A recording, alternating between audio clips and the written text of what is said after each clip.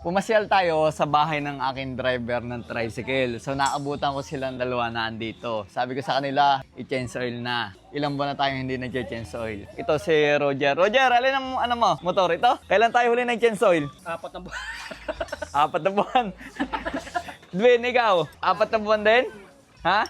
4 na buwan din yung change oil. Ito yung kanya. So nakakikilala ko lang tricycle ko dito sa body number. Ito number 9. Ito number 18. Meron pa tayong isa na number 15. At syempre, all the way na ang ginagamit natin sa mapasasakyan at motor, big bike man o scooter, tricycle. Walang iba kundi ang ating Dino Oil. So may iba't iba lang siyang klase. Ito, synthetic advanced technology. Ito namang isang ito, improved engine performance na synthetic na motorcycle oil ng Dino Oil.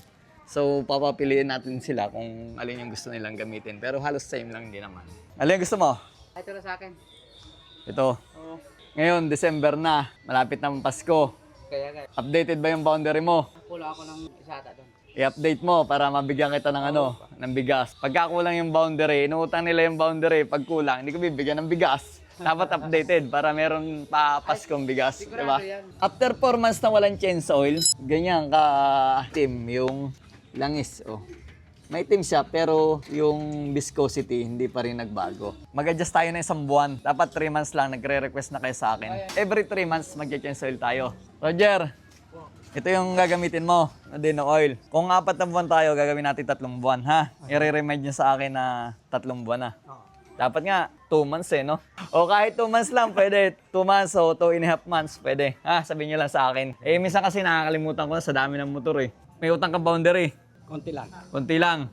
I-update mo para magkaroon ng bigas. Pero i-update mo yung boundary mo dahil hindi ka mabibigyan ng papasko kong bigas. Ha? O yan. Inuutang kasi nila pagka December, wala silang magagawa kundi magbayad ng utang. Walang papasko.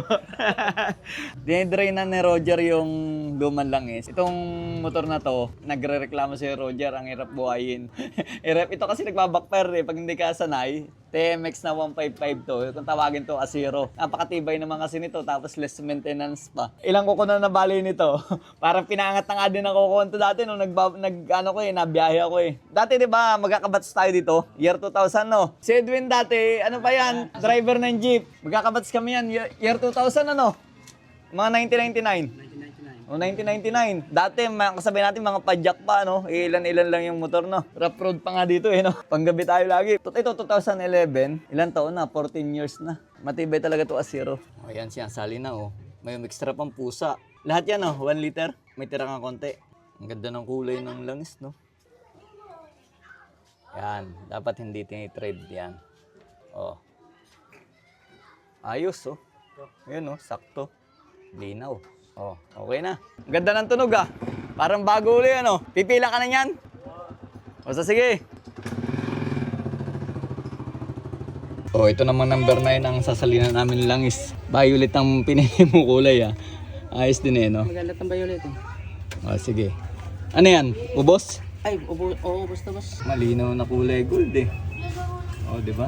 Ayos na Okay na. Pag ganyan sinali ng lahat yung isang wala na sukat-sukat yan. Sigurado yan, hindi na magkukulang. Yan pa yung kami ni 2007 Toto yung may niya hawak dati. Di ba? Oo, makalansing.